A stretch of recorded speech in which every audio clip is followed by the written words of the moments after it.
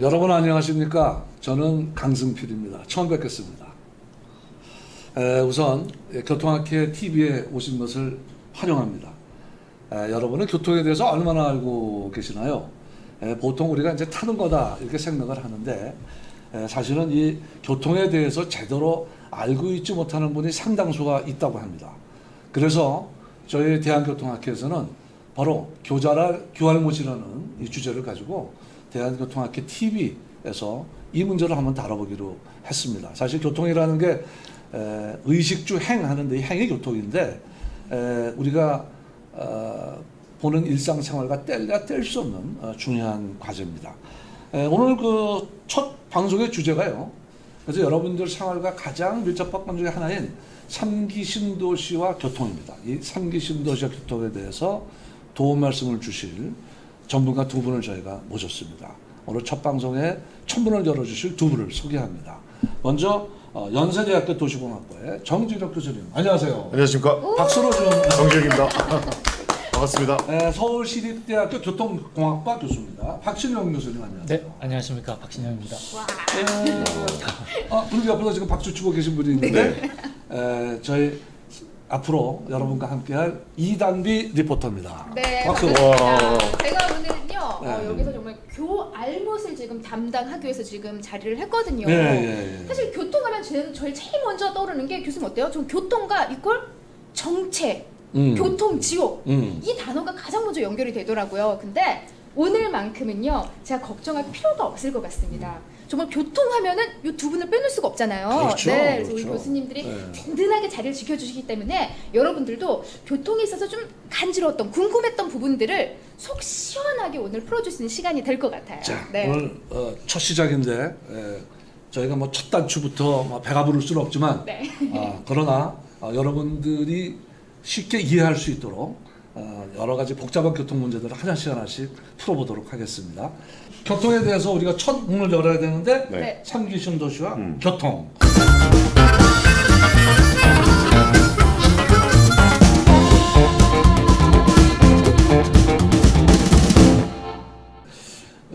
요즘 보면 이제 부동산 열기, 저거나 정부에서도 이제 부동산 정책에 대해서 뭐 굉장히 말들이 많고 또 우리들이 집을 어떻게 구해야 되느냐, 전세가 어쩌냐 저쩌냐. 그래서 이게 우리가 이 3기 신도시에 대한 관심을 갖고 있는 분이 꽤 있는 것 같아요. 네. 이걸 좀 한번 그 3기 신도시에 대해서 간단하게 좀 소개를 좀 해주시겠어요?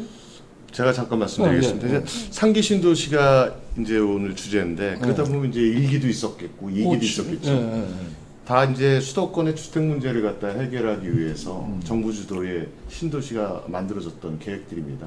그래서 1기 신도시는 과거 92년도에 준공이 됐지만 노태우 정부 때 시작해서 이제 서울시 내에 이제 주택 문제를 해결하기 위해서 약 한 29만 가구 정도 주택 보급을 했고요. 근데 2003년도에 또 잘 아시겠지만 우리 노무현 정부 때 그때도 서울시에 있는 주택 문제가 굉장히 심대하게 문제가 됐었습니다. 그래서 그때도 약 60만 호 정도가 공급이 됐고 지금은 뭐 다 입주한 건 아니지만 현재 진행형입니다. 근데 아시다시피 최근에 또 수도권의 주택 문제가 좀 있다 보니까 현 정부에서 3기 신도시 한 17만 호 좀 넘는 주택을 갖다가 적극적으로 공급하는 계획이 되겠습니다. 근데 좀 위치적으로 잠깐 살펴볼 필요가 있는데 사실 서울이 이제 팽창하다 보니까 한 72년도부터 이제 그린벨트라는 거를 갖다가 강력한 규제 정책을 해서 사실은 서울시 주택이 확장성을 갖지 못했었습니다.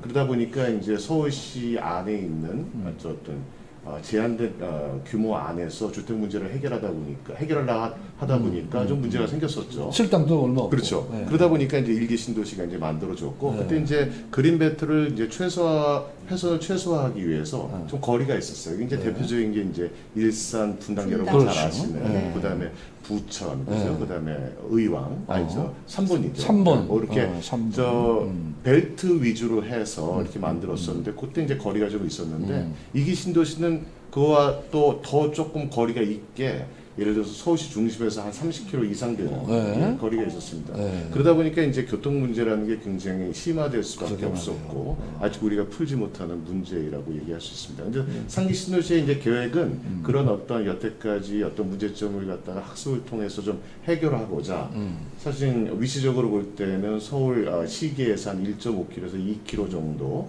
되는 한 6개 신도시를 계획한 이 계획이 간단히 말씀드리면 이제 3기 신도시의 어떤 큰 그림이라고 할 수 있겠습니다. 자, 우리 박 교수님도 어떻게 봐요? 그 3기 신도시가 구상하게 된 어떤 뭐 계기랄까?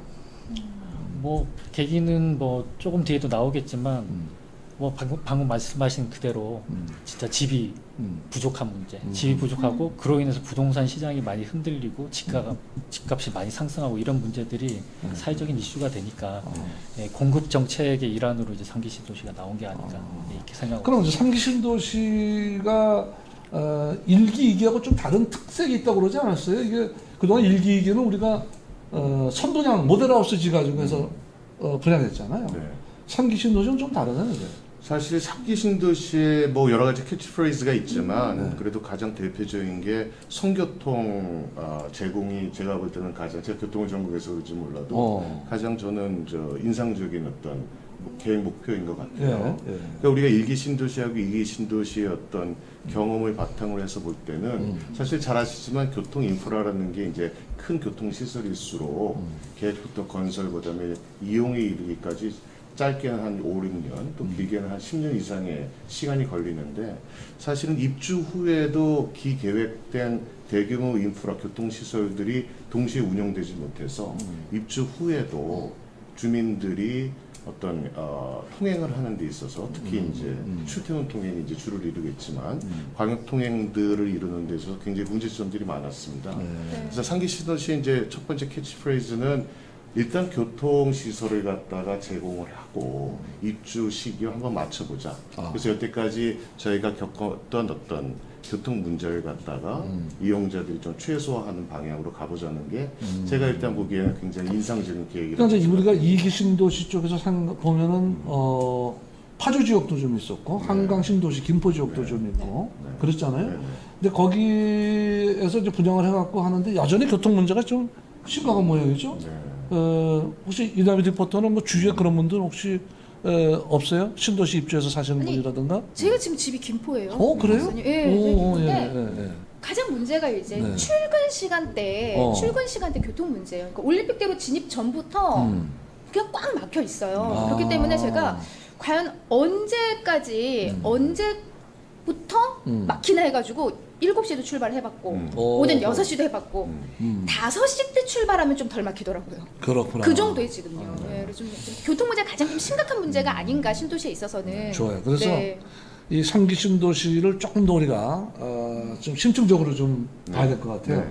우선 그 3기 신도시 추진 목적을 한번 간단하게 한번 짚고 넘어가 볼까요?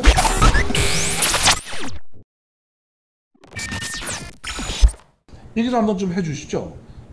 저희 차트에 보니까 이런 얘기가 있는데 수도권 주택 부족 문제 해결. 네. 네. 자, 그럼 이거는 박 교수님. 사실은 뭐 저 문구 그대로 더 설명을 드릴 필요도 사실은 없고요.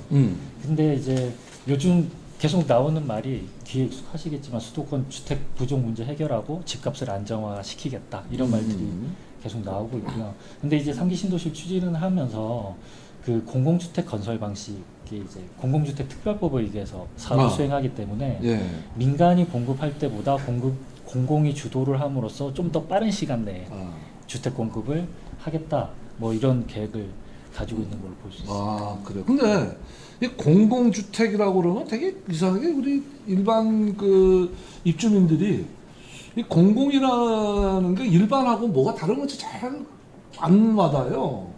공공주택 추진이라는 게 뭡니까? 임대주택을 많이 하겠다는 건가요? 아니면 뭐? 예, 뭐 아무래도 이제 공공이 공급하는 부분 중에서 이제 임대주택, 네. 그다음에 이제 뭐 분양주택 이런 비중들이 일반 민간이 할 때보다는 네.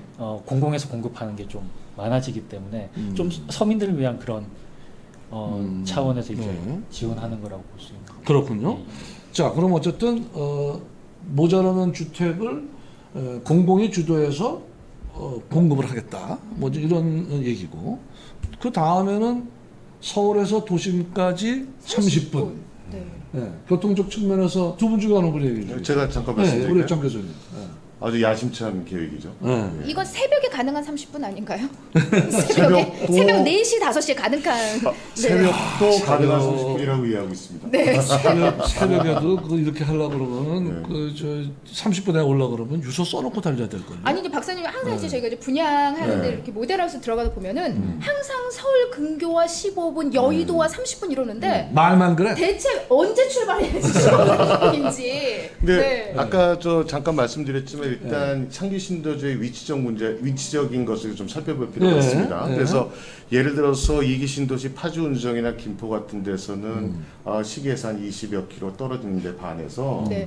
지금 상기 신도시는 아까 말씀드렸지만 서울 시계에서 한 1.5km에서 2km 정도 있기 때문에 일단 물리적 위치에서 1, 2기 신도시보다는 굉장히 근접해 있어요. 그러니까는 1, 2기보다는 서울 중심부에 가까이 다 가까이 있다. 붙어 가장 있다. 가까운. 일단 물리적 위치가 네. 이제 가까이 네, 있습니다. 가까이 붙어 있다. 근데 여러분 잘 아시겠지만 교통이라는 것은 물론 물리적 위치도 중요하지만 서비스가 돼서 통행 시간에 대한 것들 그렇죠. 사실은 예, 예. 체감하는 거리보다 더 중요한 것이기 때문에 근데 이제 이것을 위해서는 일단 대중교통 인프라에 굉장히 신경을 쓴 계획들이 눈에 보입니다. 네. 물론 저 요즘 시대는 이제 대중교통 중에서도 속도 경쟁이 이제 그렇죠. 최우선시되는 이제 서비스가 되고 있고요. 음. 거기 이제 대표적인 게 여러분 잘 아시면 이제 GTX 같은 어. 것들이 이제 속도 경쟁에서 한번 우위를 차지해서 좀 접근성을 갖다 향상시키자는 목표가 있겠죠. 물론 이번에는 6개 신도시 중에 모든 부분이 다 GTX 영향권에 있지는 않습니다. 그렇지만 대부분이. 예, 대부분이 있고 한 2-3개 정도는 있고요. 대표적인 게 어딜까요?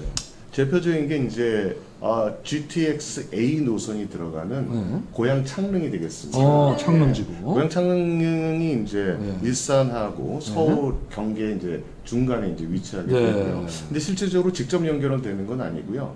고양 창릉 같은 경우에는 이제 고양선이라고 해서 맞아요. 도시철도가 이제 들어가게 됩니다. 네. 그 도시철도의 환승역이 이제 대곡역에서 결절점이 생겨서 이제 대곡역에서 들어가고 그 이제 대곡역이 바로 이제 GTX라는 그렇죠. 수도권 고속철도가 지나가는 지나가죠. 지나가요. 환승역이 되죠. 네. 거기 역이에요. 대곡소사도 붙고 뭐 네. 굉장히 이제 많은 이제 결절점이 되는데 그거하고 이제 세절역하고 연결이 돼서 또 세절역이 어디- 성호선하고 연결이 되죠. 또 대표적인 적이 또 어디가? 그다음에 GTX B 라인이 들어가는 데가 있습니다. 네. B 라인인데 사실 B 라인은 지금 GTX A는 한 2026년 빠르게 되면 한 마일 정도. 이제 착공을 했죠. 네, 착공 이제 GTX 는. 했죠. 이제 네. 시행사도 결정이 되고 네. 건설사도 결정이 되고 이제 했는데 물론 삼성역 문제가 조금 있긴 합니다만 그래도 한 2026년 정도에는 개통이 될 것 같고요. 근데 이제 GTX B 라인은 ABC 라인 중에서 진행이 좀 다소 늦은 라인이기 때문에 그거가 준공과 그다음에 입주 시기가 맞기에는 조금 어려움이 있을 것 같지만 그래도 이제 수혜권에 있는 지역이 한두 군데에 있다고 볼 수 있습니다. 자, 그러면 지금 우리 정 교수께서 얘기한 걸 요약을 해보면 대중교통 시설로 도시까지 30분에 빨리 가는 게 있다. 근데 도로로 갖고는 안 되니까 철도로 가자. 그 철도가 GTX라고 그러는데 네. 이게 우리가 얘기하는 KTX처럼 빨리 가니까 도심에서부터 금방 갈 수 있다 이런 얘기 같아요.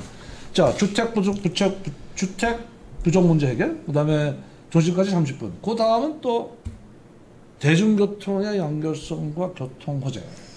자, 이거 조금 전문성이 필요한 것 같은데 우리 박 이게 교수님 좀 도와주세요. 문구 자체는 사실 추진 목적이라고 보면 약간 말이 잘 연결이 안 되죠. 대중교통 연결성과 교통 호재가 추진 목적이다라고 보기는 좀 그렇고요. 네. 이 3기 신도시를 추진하면서 뭔가 이렇게 기존의 1기, 2기 때 도입하기 어려웠던 또는 뭐 시기적으로 좀 밀렸던 그런 교통수단들이 새롭게 이제 활용이 되게끔 지금 많이 계획을 하고 있고, 예를 들면 이제 슈퍼 BRT라고 하는 이 간선 급행 버스 체계인데 이거를 훨씬 더 이렇게 고급화 시킨 거죠. 그래서 이거는 이제 이동성을 높여주는 거의 지하철 수준의 정시성을 확보해 주겠다라는 그런 교통수단이라고 보시면 되고요. 그 다음에 이제 요즘에 상당히 이렇게 많이들 이용하시고 있는 그 퍼스널 모빌리티, 이건 이제 짧은 거리 통행을 시작하거나 통행을 끝날 때 마지막 단계에서 이용하는 퍼스널 모빌리티, 예. 개인 수단, 킥보드? 예, 전동 킥보드라든지 뭐 많이 킥보드 타요. 같은 거? 예. 많이 저희 타죠. 이제 관절 쪽에 무리가 되시는 분들은 좀 못하는데 그래요? 젊은 친구들은 오. 도로에서 진짜 굉장히 유용한 아니, 다리가 되어주고 이담비 있어요. 리포터가 지금부터 관절 걱정하실 때는 아닌 것 같아요. 미리미리 준비해야죠. 네. 다치면 안 돼요. 네. 그래서 뭐 이런 접근성을 또 높여주는 그런 수단들도 고려를 하고 이렇게 종합적으로 시민교통수단과 또 아까 말씀하신 그런 GTX 같은 그런 대중교통들을 많이 이렇게 그 계획 단계에서부터 고려를 해서 교통대책을 마련하고 있기 때문에 뭔가 또 3기 신도시는 교통적인 측면에서 봤을 때는 좀 기존보다 좀 많은 고려를 하고 준비를 하는 그런 신도시가 아닌가. 자, 근데 지금 우리가 이제 항상 1기, 2기보다 나은 게 3기라고 하는데 과연 3기라는 게 이게 다면 네. 1기, 2보다는 확실하게 살만해지는 건지 또 앞으로 이제 지금 뭐 주택 문제 걱정하는 분들이 얼마나 많아요. 그럼 이제 3기 신도시가 이제 아까 잠깐 얘기하신 것 같은데 이거는 지어놓고 부장한다면서요? 네. 네? 네. 네, 미리 부장하는 게 아니고. 그래요? 그래요. 여지껏은 다 미리 모델하우스로 했는데 맞아요. 네. 그 지어놓고 하니까 앞으로 한 4, 5년 걸릴 거란 말이에요.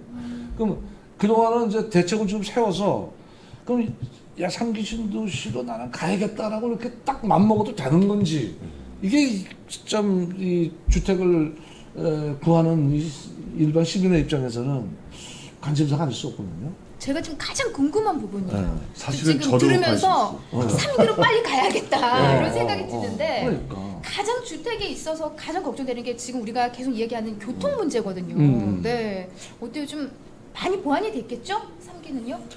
저도 그게 가장 관심사예요. 저도 어디로 이사를 가야 될지 갈까 지금 고민 중인데요. 네. 스님 한 몇 채 갖고 계실 것 같은데. 아닙니다. 그렇지 않습니다. 네. 네, 저 1주택자입니다. 근데 어째 일주택. 네, 2주택입니다. 근데 저는 저 요즘엔 그 지구 지정 전에 그 UCP라고 해서 어반 컨셉 플래너라고 해서 네. 그 예전에 그 기본 설계하기 전 단계에서 지구 지정을 하기 전에 좀 도시계획적 개념을 잡는 그런 것들이 좀 이루어지고 네. 있어요. 네.